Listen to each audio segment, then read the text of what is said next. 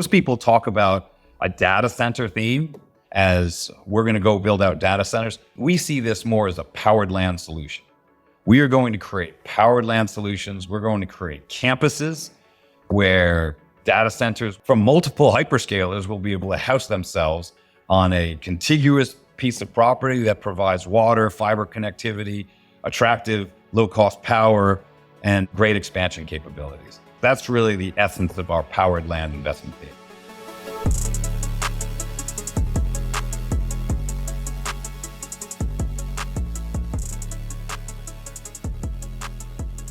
Hello and welcome to Cool Vector. I'm David Snow, your host.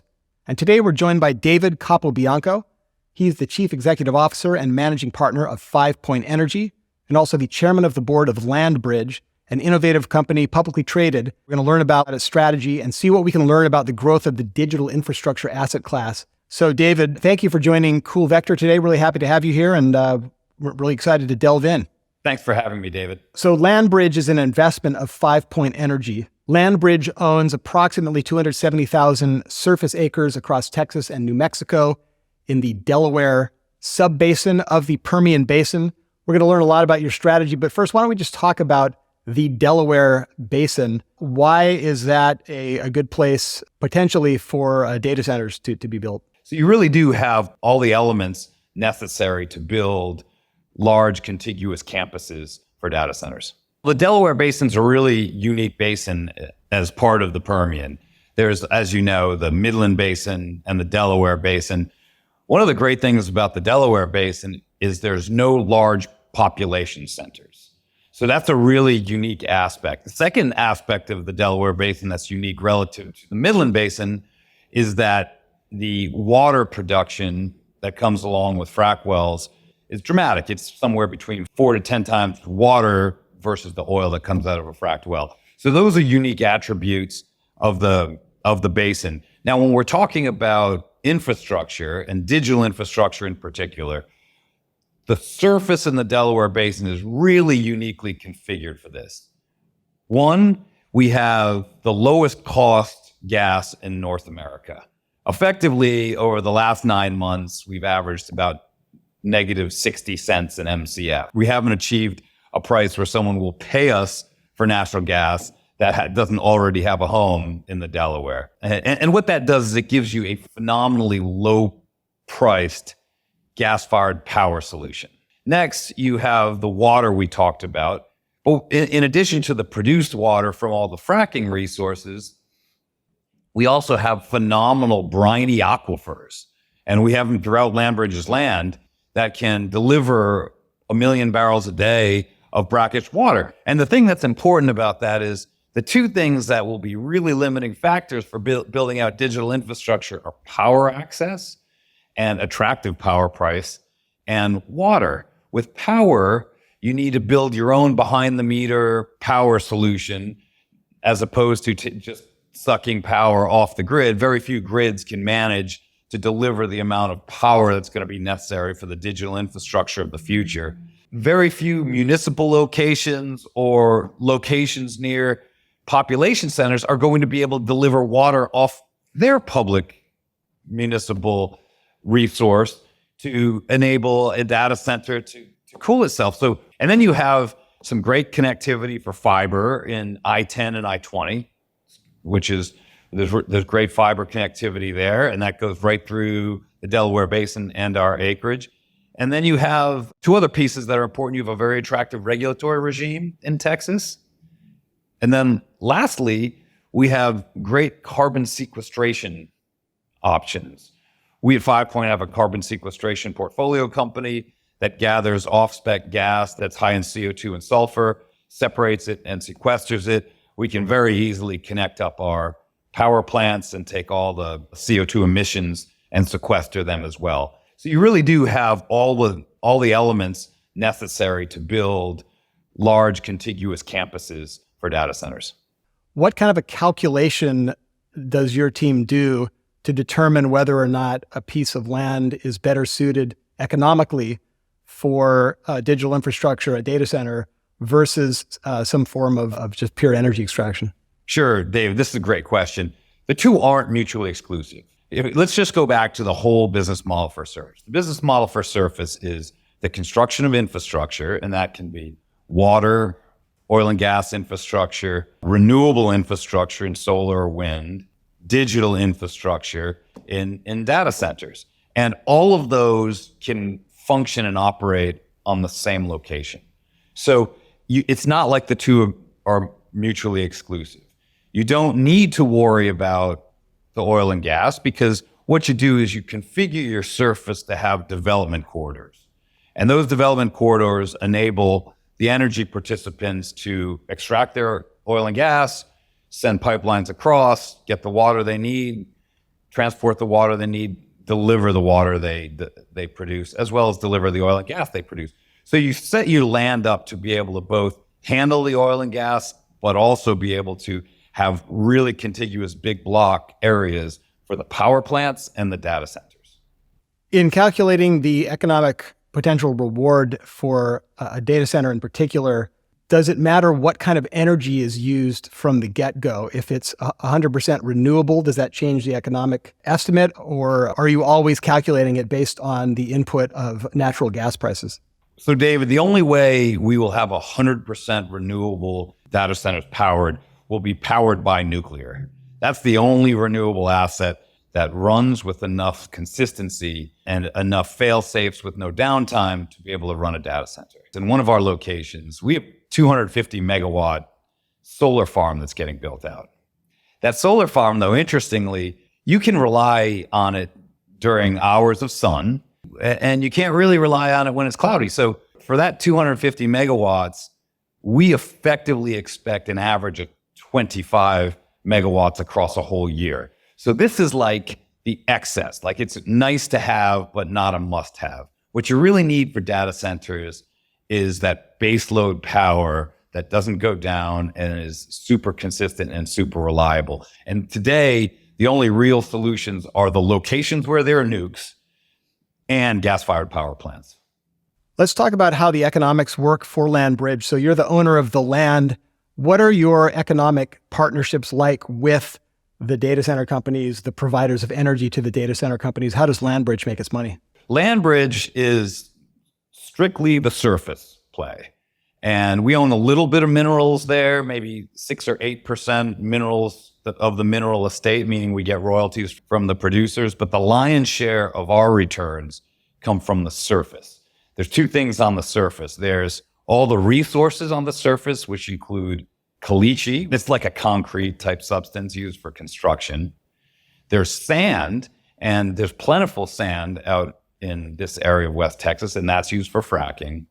And then there's water, and the water has many uses. And one of those uses is for fracking. Another use for that water is for data center cooling. So that's the energy side. Now move over to the data center infrastructure. The first thing you do is you lease an area location to a data center for development. The lease our public company actually signed was for about $4,000 an acre. So it's a long-term lease that the data center operator will pay for the term of the data center to the land. The second piece is a sharing of the revenues from the land. And the structure of the first agreement we have on LandBridge is a share, 5% of the net power generated margin. In the Permian Basin, in the Delaware right now, there's no cost for gas. But if you look over a 10 or 15 year period to get contracts to have gas delivered to you for the whole term, you probably would need to pay somewhere around $3. At $3, depending on your heat rate, you're going to be creating power at around 2 cents a kilowatt hour, $20 a megawatt hour. And that, if you put it in the context of what you're trying to do, you're trying to build out a data center with a gigawatt of power. So that spread between how you create it at 2 to 3 cents and where you sell it, which would be totally acceptable at 7, 8, 9 cents, and actually incredibly attractive relative to other options. That spread is both the spread for the owner and developer of the data center and the owner and developer of the power plant. But the 5% override goes to the land. And the land is generally structured like that for all the infrastructure that's built upon it. Solar, Bitcoin, and other infrastructure. Talk about the importance of the fact that there is water management experience on your team, LandBridge, and by extension, 5 Point Energy. How much is that a competitive advantage when you are in the data center business? Well, I think it's a phenomenal competitive advantage. Just to put it into context, a gigawatt data center is about 150 to 200,000 barrels a day of water necessary for a water cooling system. And as you know, the Blackwell chips and all the newest chips run hotter and hotter and get fit into smaller and smaller places. Cooling becomes increasingly important. The power plant, though, the gigawatt power plant's about the same amount of water. So you effectively have a need for about 350,000 barrels a day of water if you're going to build out a gigawatt power plant and a gigawatt data center. So the question you asked, which is a really good one, is why do you think you can do it? Well, 5 Point, through my controlled portfolio companies, we manage approximately 4 million barrels of water a day throughout the whole of the Permian Basin. And in our contiguous locations, in the southern Delaware, for instance, which is where we think is the best target, we manage about 1.2 million barrels of water a day. But that's really just the tip of the iceberg. That's produced water. We also have resources, briny resources on our land that we currently exploit for fracking. And we extract that briny water, which doesn't really have another use, and send it to companies to frack. They send us back produced water. And we have technologies that will clean it up as well and send it back to them. So that experience of managing that water in bidirectional pipeline flows is exactly what you need to manage the water around a power plant and a data center. So we do believe we're perfectly configured for that. We know that there is a resource constraint with regard to building new data centers. There's just a huge demand for them, and in many pockets of the supply chain, not enough to get them all going. Can you walk us through a scenario for how long you think it would take and the expense from starting with an agreement with LandBridge to there being a fully completed and operational data center? What kind of time and expense are we talking about? All right, so that's a terrific question, and we could spend the whole podcast answering that one. There's the simple question, which is, if you've got power ready to go today, you have a connection to ERCOT, you have a behind-the-meter power plant, and you have a location, still probably takes a couple of years to build the data center. So that's like your fastest time frame. Now, there's other options too, which is building out new power and creating a whole powered land for the data center. In the fastest possible scenario, what you would do is you'd sign a power purchase agreement with a hyperscaler. And then you would immediately race to develop the power solution while they develop the data center. And you'd hope to have them meet at roughly the same times. Now, there are other solutions that are a little faster than meeting a 2-year window. You can get smaller pieces and smaller power facilities up and running in shorter time frames. So for instance, if you said, okay, I'm going to do 500 megawatt power plants, and that's going to power the first 500 megawatt need. And during that time, I'm also going to work on a gigawatt power plant, and that's going to take longer lead times for the equipment, the turbines and things. And then you can get up and rolling and get rolling on the timeline that your customer needs. That is the question. It's a very complex question, and the solution can be flexible based on how much megawatts you want to bring on over what time frame. And that's where the timing challenges come into effect. You use the term, after you sign an agreement, people are racing to find the energy. Sounds like there's a very acute sense of urgency in the digital infrastructure business. Can you characterize that a bit more, the sense of urgency and rapidly racing to meet the demand that's out there?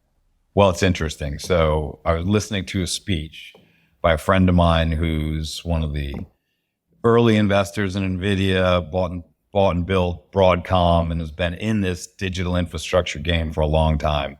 And he calls it an existential threat for these hyperscalers. His view, and it's really compelling, is that if Google, Oracle, Microsoft, Meta, if these guys, XAI, if these guys don't solve their AI data center needs, they have a threat for their survival. And these are trillion-dollar companies. So put that into context. You have all these companies effectively racing for their long-term survival. LandBridge, is the owner of the land. It's an important component, obviously, of where the data center goes and ultimately what is needed for there to be a functioning data center. What kinds of partners is LandBridge looking for? When you get a phone call, what's a great phone call where you say, yes, this seems actionable?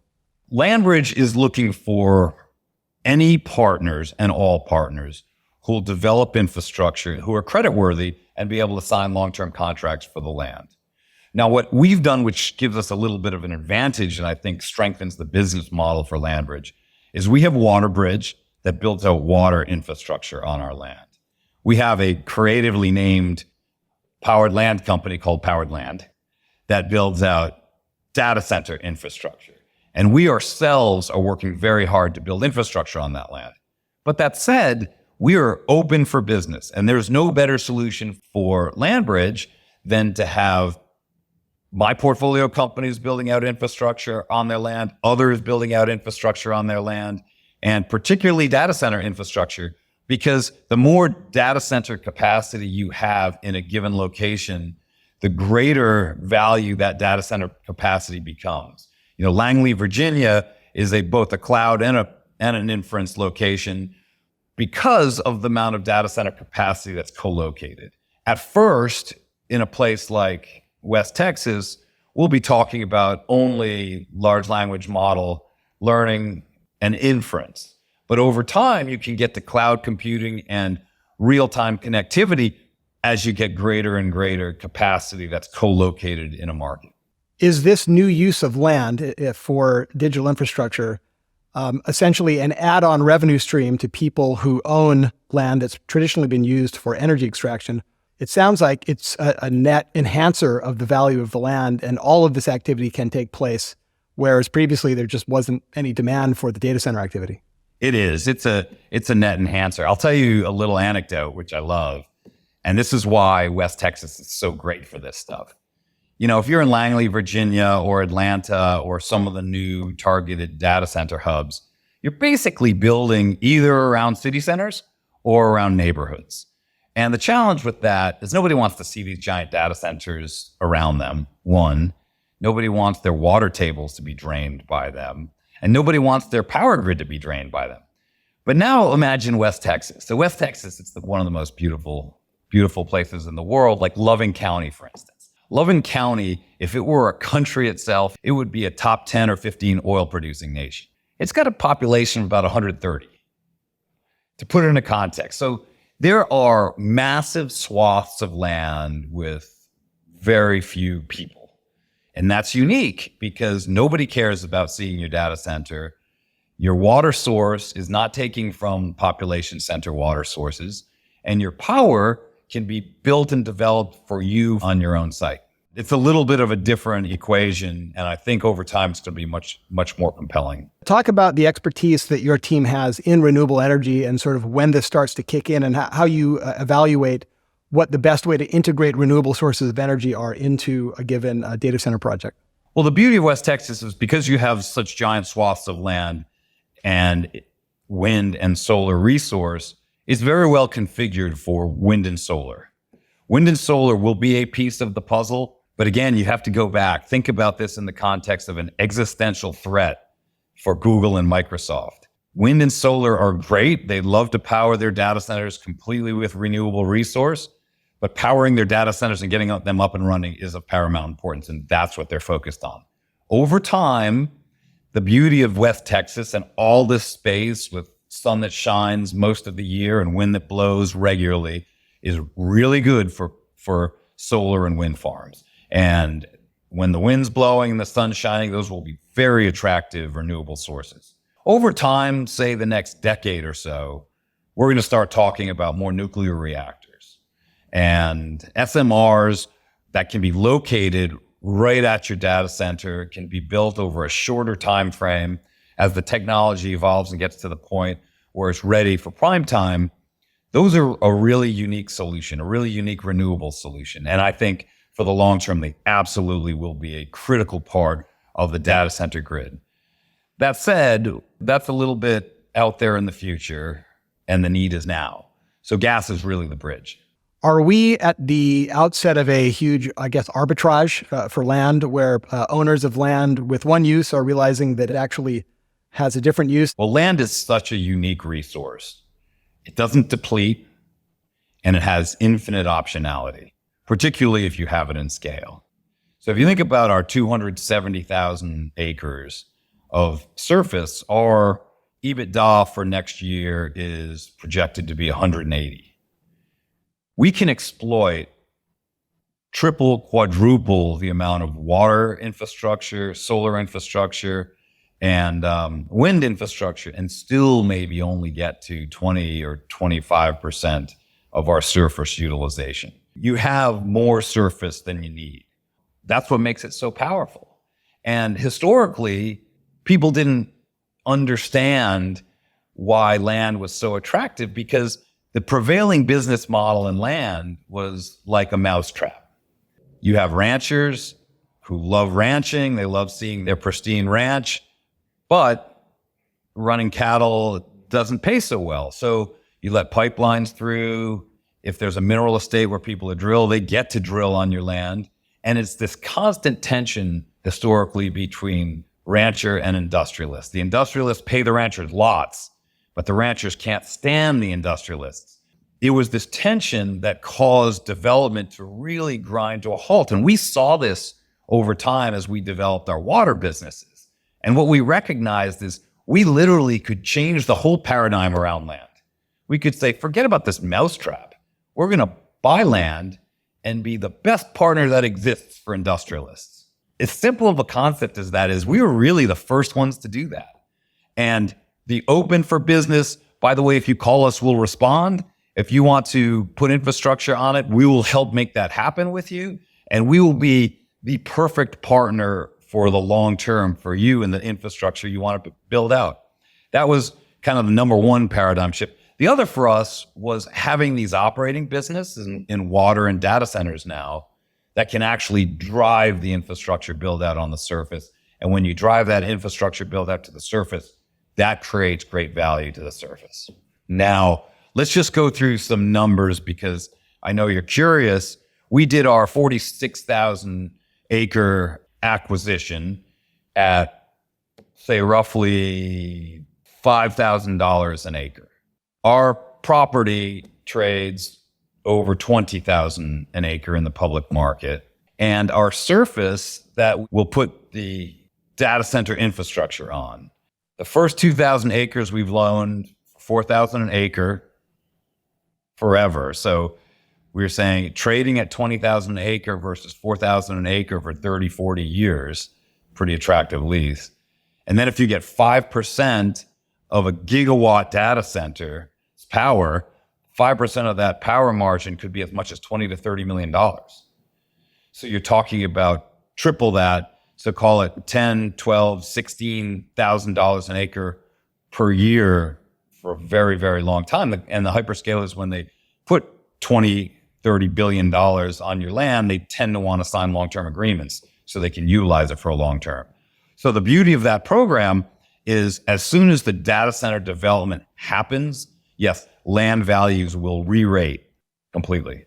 Do you predict that certain types of land around the US is going to elevate in value because people are now aware of how to monetize the digital infrastructure side of it?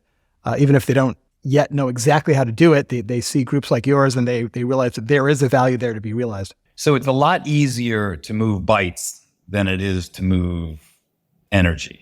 You want to go to the place that's the cheapest gas. So I would say the cheapest gas in all of North America is West Texas. Next, you get North Dakota. North Dakota has very attractively priced gas. You also have up in Utica and in and around New York and Pennsylvania, you've got some interesting locations. The challenge there is the regulatory regime is pretty complicated. Your right-of-way challenges are pretty complicated. West Texas is really beautiful in that regard because you have this super attractive regulatory regime that's equipped to enable the build out of pipeline infrastructure and infrastructure writ large. So when you have that chance to build that out, that's great. If there's no friction or waiting or risk, that's really what you want. So there are certain locations, but we actually believe West Texas is a primary location where the surface value will re-rate and people will become really interested in how they might be able to do that. I guess you better buy as much appropriate land as you can before people catch on and sort of get there ahead of you. Well, we are absolutely buying land. We won't buy land that reduces our really attractive growth rate that we have today. We were, for this year, around 100 million of EBITDA. We've got 180 million is our estimate for next year. And if you think about that, that's a pretty phenomenal growth. We want to maintain that growth trajectory. So we'll be prudent, but we'll be prudent in buying acreage that is well suited for both exploiting the water opportunity, exploiting the renewable opportunity, and exploiting the digital infrastructure opportunity. Since you launched LandBridge in 2021, what have you learned or what has pleasantly surprised you about the way that business has developed? One, the paradigm shift that we believed would happen, but since we were first, you had to play it out and see it happen in spades. Well, we bought the surface and we more than doubled our profitability in the first 18 months and then tripled it over a 2-year period, just with that concept of being open and ready for business and being a great partner to industry.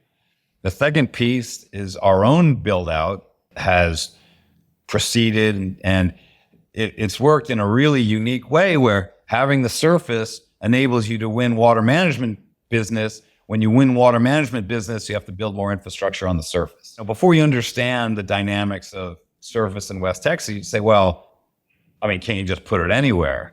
Well, there's not that many places you can put it. And there's not that many places that are proximate to where the water is being produced or where you can get the power. The whole dynamic of land becomes really micro, and you have to be really analytical about understanding how a very specific location will work and what can be done with that. The term powered land, has that been in existence in the industry, or did you guys come up with that for your own purposes? People have started talking about it, but powered land is our investment theme. Most people talk about a data center theme as we're going to go build out data centers. We see this more as a powered land solution. We are going to create powered land solutions. We're going to create campuses where data centers from multiple hyperscalers will be able to house themselves on a contiguous piece of property that provides water, fiber connectivity, attractive low-cost power, and great expansion capabilities. That's really the essence of our powered land investment theme. You've been in the energy business for a long time. From where you sit now and at this point in the cycle and perhaps at the outset of a new paradigm, talk about how you feel bullish and what you think about when you're thinking about the future and you're feeling like you're in a good position to benefit from what takes place in the future. Well, I think there's been a rapid evolution towards a recognition of, one, growing demand for fossil fuels. Two, that fossil fuels can be exploited and utilized in a very environmentally sensitive way. And three, that by doing one and two, you create an incredible strategic resource for the United States and its allies. Seeing what happened to Europe in getting its gas supply cut off from Russia was eye-opening. And it did take time for what exactly happened to set in. The thing that didn't happen, thank God, is we didn't have super cold winters, which would have left millions of people without power through the winter, and businesses getting shut down would have been devastating for Europe. We didn't have that, and Europe was able to create a solution over a 2+ year period. But the dynamics for the future are really good. I think the Trump administration with Chris Wright as the Department of Energy Secretary, he's really supportive of the industry. He explains very clearly why and how our energy industry is going to power our future. So I think what we're seeing now is we're seeing this shift, this inflection point away from demand has peaked, demand's going away. Well, over the last 40 years, if you just look at crude oil, the demand for crude oil has risen every year for 40 years except for 3 recessions and 1 pandemic. Other than that, we increase at about 1 to 1.5% of demand every year. And that's driven by population growth. There's no better predictor of standard of living in a population than their takedown of hydrocarbons. So if you go through the world and look at the ones that are growing their pro rata takedown of hydrocarbons fastest, those are the countries and areas that are growing their standard of living fastest. So I think we're in a unique position in that regard where all of a sudden the United States and our allies recognize we have a strategic resource. We're going to exploit it. We're going to exploit it in a much more environmentally sensitive way than the other locations to get it from. And we think over time, they should be pushed to do that as well. The businesses that are involved in either the extraction or the carbon sequestration or the transportation or even the energy creation on the other side, those are all going to go from being an out of favor sector, which they have been over the last decade, to becoming a sector that has the only real secular growth outside of technology in our whole world. It's an interesting time to be in energy. It's an interesting time to be in data center build out, powered land development. The changes over the next 3 to 5 years are going to be at light speed. Everything will evolve very rapidly. And even the understanding of the need for data center capacities, every time it's redone and revisited, it's like the chart keeps moving up and higher. And the need is great. The race is on, and it's fun to be in our seat to participate and watch the race in real time. Well, David Capobianco from 5 Point Energy and LandBridge, thank you so much for sharing your expertise with Cool Vector today, and I hope we can have you back in the future. I look forward to it. Thank you.